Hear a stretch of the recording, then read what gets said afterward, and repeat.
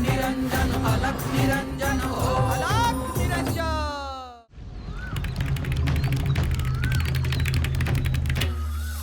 जी सुवासांचे प्रवेशद्वार आहे, जिच्यावर आक्रमण दुरापास्त आहे, जिथे नित्य समृद्धी नांदते आणि जी संपन्नतेचे अवशेष तोडते, अशा त्या सर्व प्राणीमात्रांच्या स्वामिनी लक्ष्मीला मी येथे आमंत्रित करतो।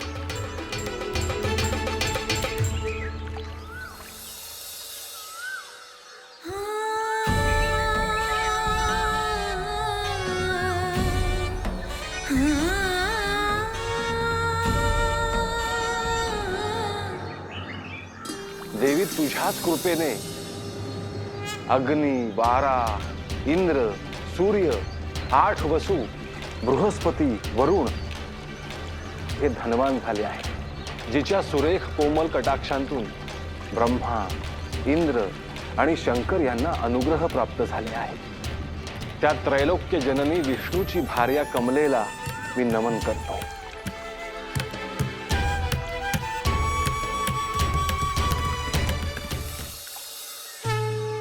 देवी, आमच्यावर प्रसन्न हो। हे जगन्माते प्रसन्न हो।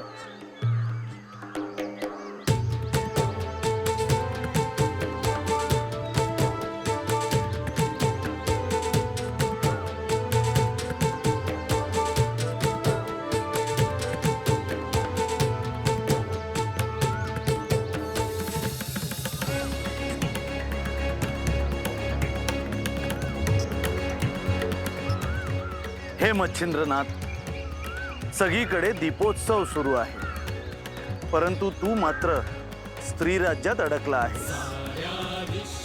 अद्याप सगळीकडे ही वार्ता पसरलेली नाही की मच्छिंद्र स्त्री राज्यात गेला आहे, पण जेव्हा सगळीकडे समजेल तेव्हा मच्छिंद्र सगळ्या स्तरातील लोक तुझ्याबद्दल काय विचार करतील ह्याची तुला कल्पना आहेच। या दीपोत्सवाच्या निमित्ताने ह्या स्त्री राज्यातील जे काही दुःखाचे, अंधाराचे कोपरे आहेत ते तुझ्यामुळे उजळून निघावेत। मुख्य म्हणजे तुझ्यासाठी ह्यानंतर एक नवीन पर्व सुरू होणार आहे। तुझे तपोबल चिरंतर राहावो। आपल्या चारही हातांनी वर, अंकुश, पाश व अभय धारण करणाऱ्या, कमळावर बसलेल्या, कोटी उगवत्या सूर्यांचे तेज असणाऱ्या जगाच्या आद्य स्वामिनीला, तुला दुर्गेला मी पूजितो।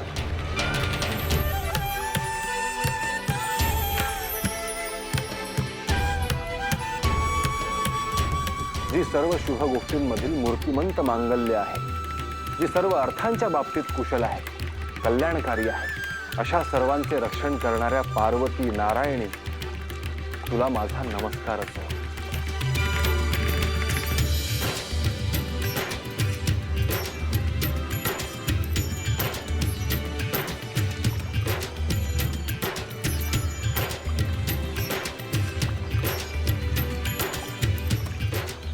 विष्णूंची भार्या पृथ्वी रूपिणी, माधवाची पत्नी तुलसी, अच्युताची पत्नी अशा देवीला मी नमस्कार करतो।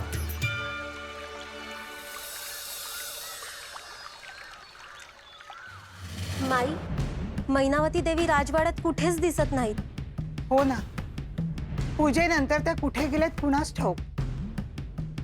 माई, मी मैनावती देवींना नाथांच्या कक्षात जाताना पाहिले। म्हणजे नाथ पूजेसाठी आले नाहीत, म्हणून तर मैनावती देवी स्वतः त्यांच्याशी बोलायला गेल्या नसतील ना?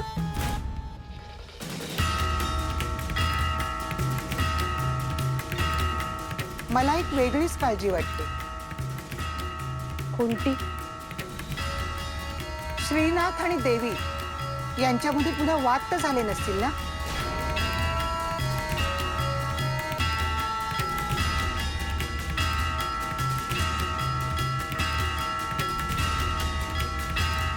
माई, मैनावती देवी राजवाड्याबाहेर गेले असं कळलं।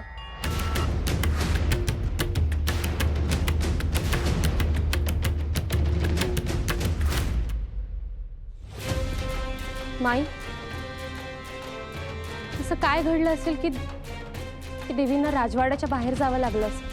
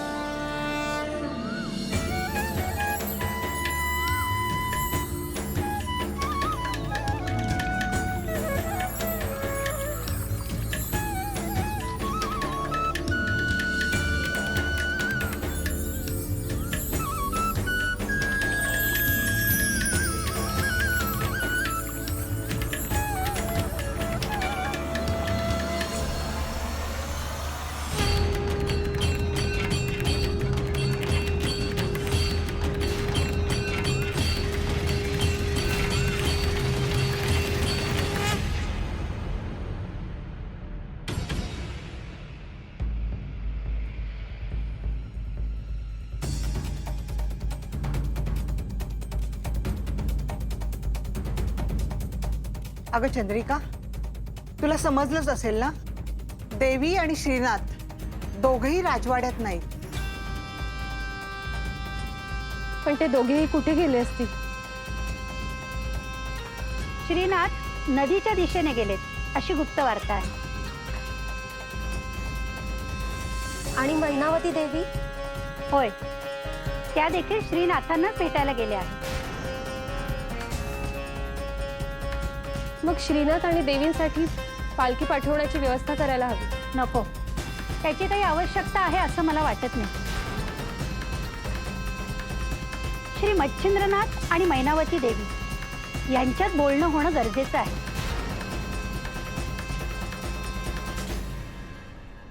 त्यामुळे त्यांचं बोलणं झालं की ते दोघे परत येतीलच.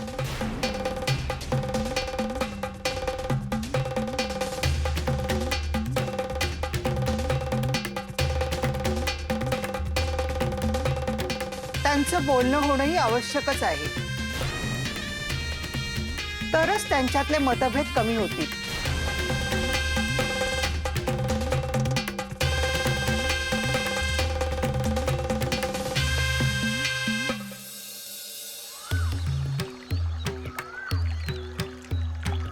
तुमच्यामुळे आज मला साक्षात लक्ष्मी देवींचं दर्शन घडलं. आता तुला समजलं ना की मी ह्या नदी तीरावर का आलो?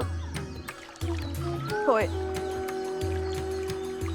राजवाड्यात आज मी सागर संगीत पूजा केली, परंतु तुम्ही नाही आलात याचा मला राग आला.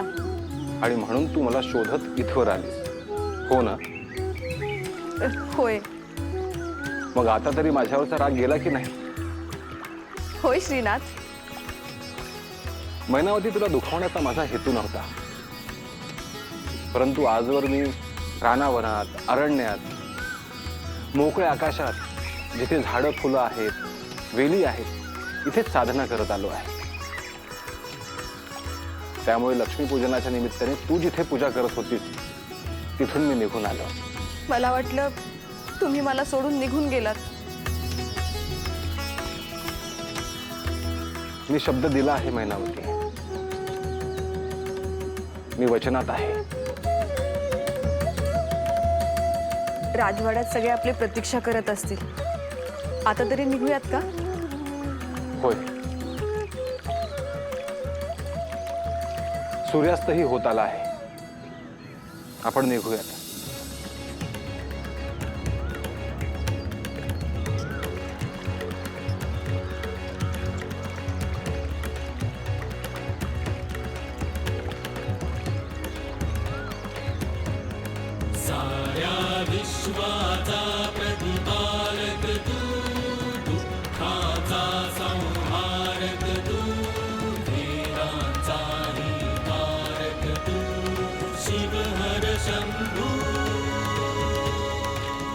मला असं वाटतं श्रीनाथ आणि देवी दोघंही कधी येतील.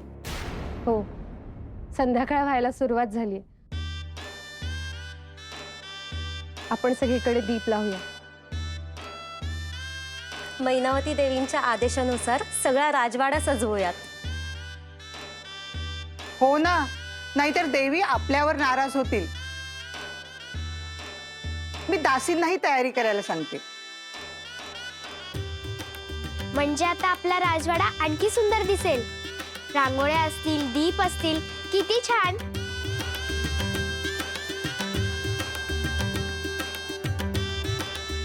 चला लवकर तयारी करूया, उशीर नको व्हायला. चला.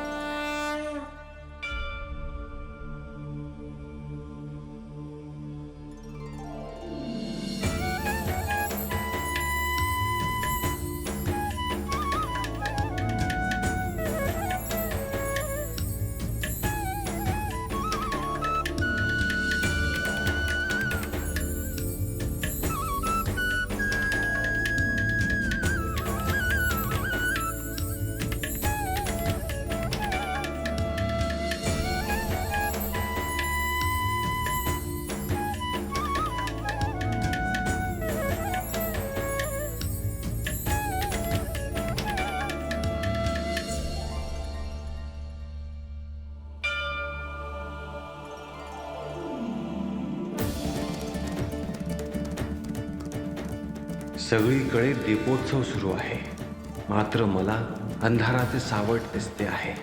हे सगळे कुठे जाणार हे दिसते आहे. माझा विरोध नकळतपणे कमी होत चालला आहे. मैनावती संयम ठेवून आहे आणि संयमाचे फळ मिळतेच.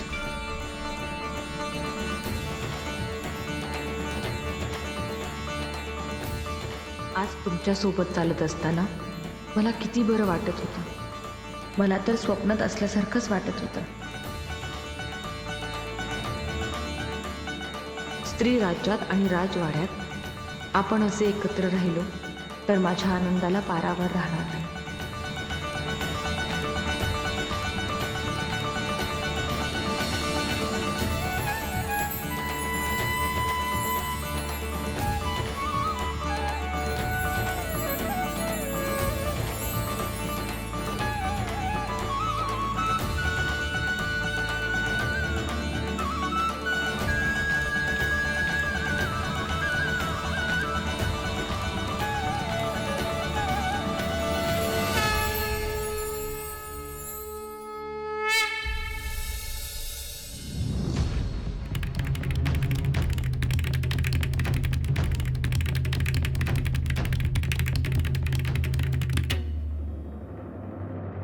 मैनावती, तू माझ्या कक्षेपर्यंत मला सोडायला आलीस. आता इथून पुढे मी जाईन. याचा अर्थ मी तुमच्या कक्षात येऊ नको का?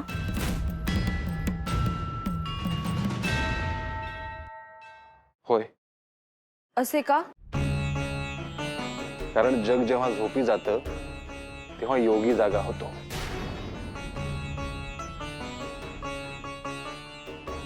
इतका वेळ तुमच्या सोबत होते, वेळ कसा गेला समजलंच नाही. तसेच रात्रभर बोलत राहिलो असतो तर.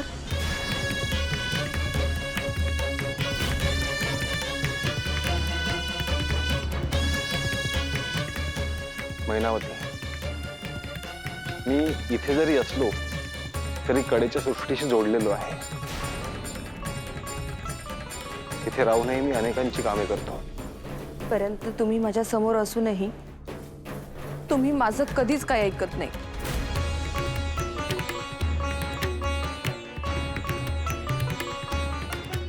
तू एका राज्याची साम्राज्ञी आहेस मैनावती. तुला हवं ते तू करू शकतेस. तुमच्या समोर माझं साम्राज्ञी पण काहीच उपयोगाला येत नाही. लक्ष्मी मातेचे दर्शन झाले आहे. तो आनंद जपून ठेव. होय, मात्र मी तुमची प्रतीक्षा करत राहीन.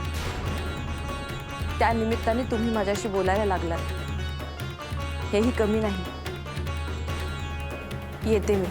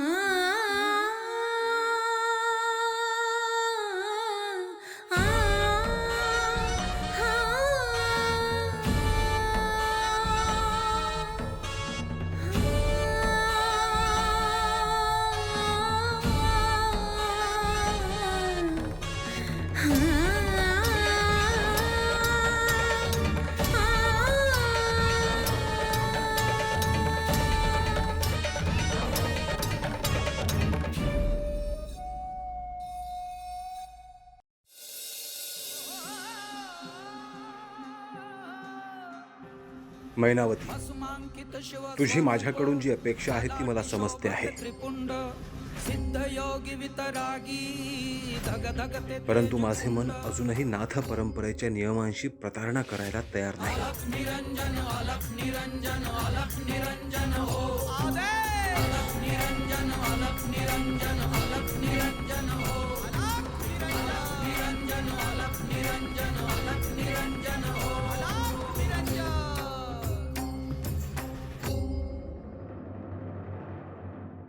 सगळीकडे दीपोत्सव आहे.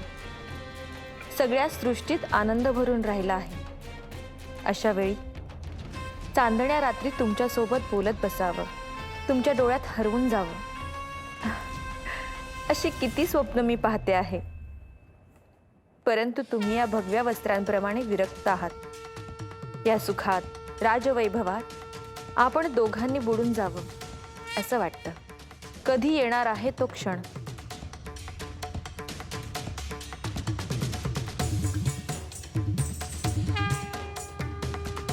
देवी, आपण परत का आलात? म्हणजे मला वाटलं आपण श्रीनाथांबरोबर थांबाल. माझी इच्छा असून काय उपयोग? त्यांनाही तसं वाटायला हवं ना. क्षमा करा देवी, परंतु तुम्ही त्यांना काय वाटेल ह्याचा विचार जर करत बसाल तर हातातून दिवस निघून जातील.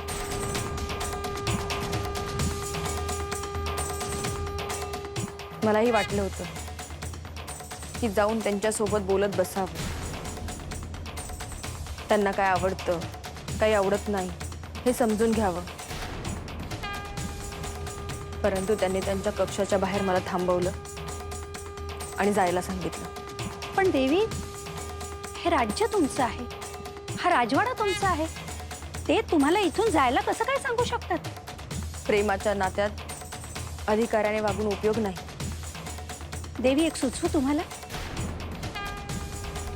इथून पुढे जर अशी संधी आली ना तर ती हातची जाऊ देऊ नका। होय चंद्रिका,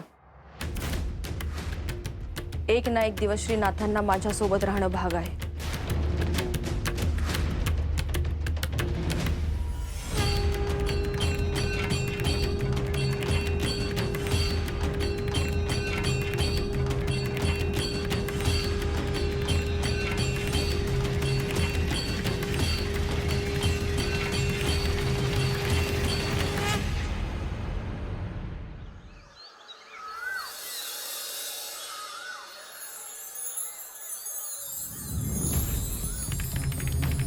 देवी, आपण जो निर्णय घेतलाय त्याला आता विलंब करायला नको।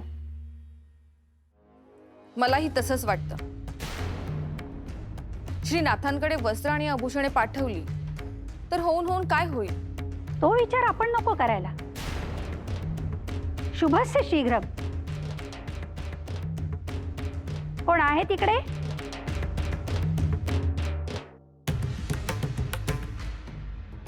माई आणि रोहिणीला सांगा की मी त्यांना बोलावले आहे।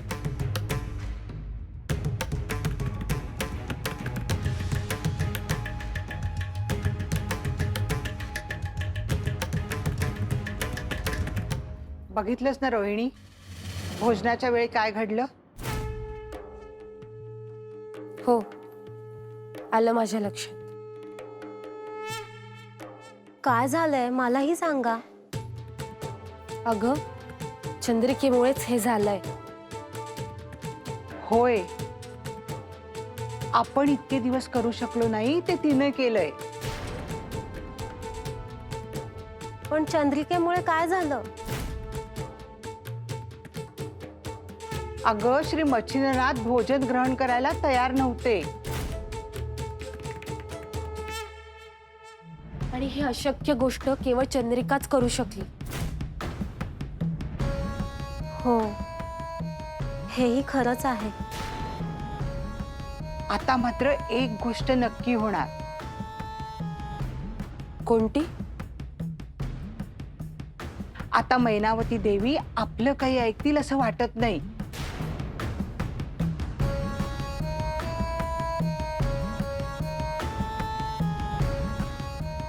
म्हणजे मला समजलं नाही। अगं, गेले काही दिवस मैनावती देवींच्या मनाप्रमाणे काहीच होत नव्हते। पहिल्यांदा श्रीनाथांनी राजवाड्यातल्या पाकगृहातलं अन्न ग्रहण केलं आणि हे सगळं त्या चंद्रिकेमुळे घडलं। आता एक गोष्ट तर नक्की की मैनावती देवी फक्त चंद्रिकाचेच ऐकणार। चंद्रिकेने नाथांना असं काय सांगितलं की ज्यामुळे श्री मच्छिंद्रनाथ भिक्षेला न जाता त्यांनी पाकगृहातलं अन्न ग्रहण केलं?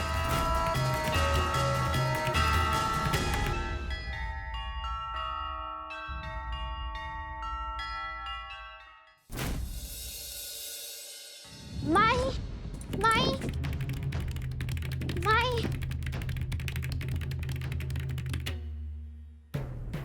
हा? अगं दुर्गा, कुठे निघालीस? अगं, मी तुमच्या दोघींकडेच येत होती। पण कशासाठी? काय झालं?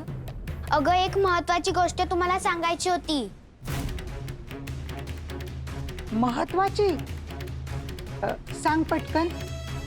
अगं, मी मैनावती देवींच्या कक्षेजवळून जात होते तेव्हा जाता जाता चंद्रिका आणि मैनावती देवींचे बोलणे माझ्या कानावर आले।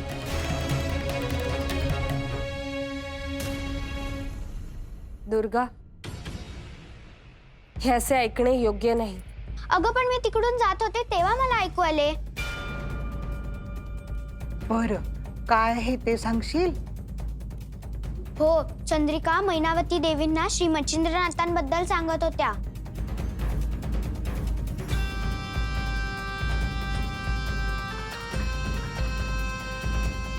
आता आणखी काय नवीन? अगं ती म्हणाली श्री मच्छिंद्रनाथांनी वस्त्र बदलणं अवश्य आहे. दुर्गा, म्हणजे काय ते नीट सांग. अगं श्री मच्छिंद्रनाथांनी भगवी वस्त्र सोडून राजवस्त्र घालावे असं चंद्रिका म्हणत होती. काय?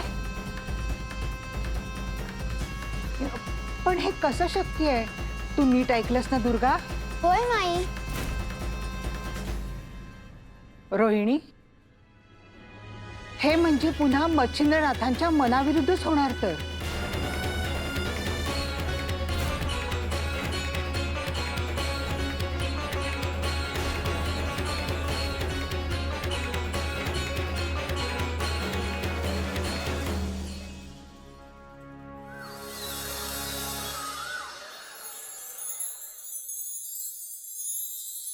देवी, आपण आम्हाला बोलवलं.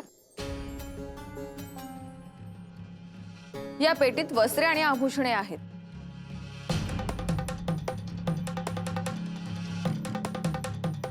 श्री मच्छिंद्रनाथांसाठी विशेष तयार करून घेतली आहेत.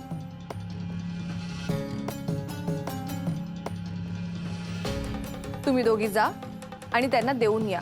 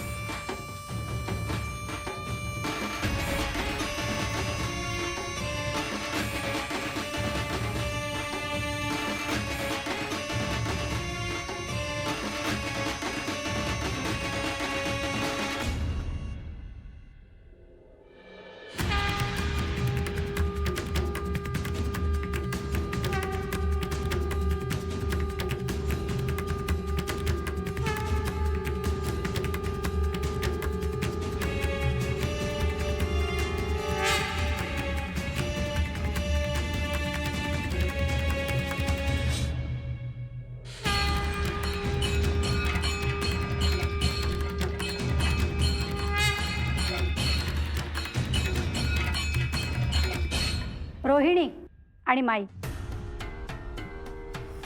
कुठल्याही परिस्थितीत ही ताटं परत येणार नाही हे पहा.